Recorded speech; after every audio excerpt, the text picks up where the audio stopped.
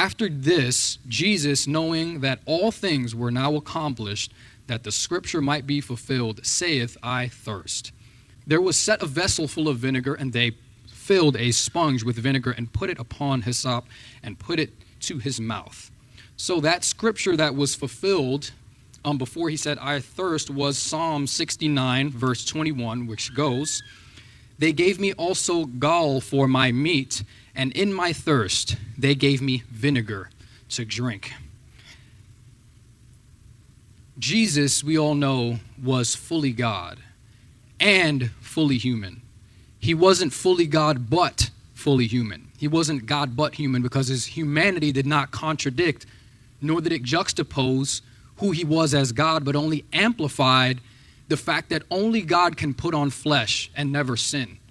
Only God can humble himself and be good to humans while we still gave him vinegar to drink. And I'm not going to lie, it's not that enjoyable for me to read some of these passages just thinking of everything that Jesus had to endure because he was fully human. So everything that you feel, your thirst, your hunger, your pain, your suffering, he felt all of those things. He wasn't just some fantastical Superman that came down and just did everything stoically with a poker face and he didn't feel anything. He thirsted. He felt everything. He felt the shame. He felt the embarrassment. And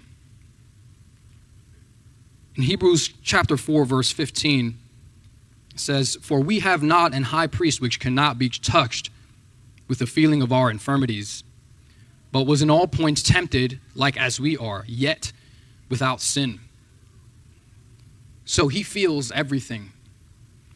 And he had his cross, and he calls us to do very similarly and take up our own cross. And there's going to be many times where we will be thirsty and we will cry out for someone in the natural world and say, give me something to drink, and they will give you vinegar.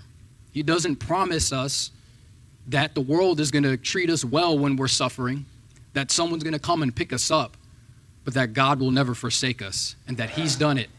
And the same spirit that was in him is the same spirit that is in us. Good.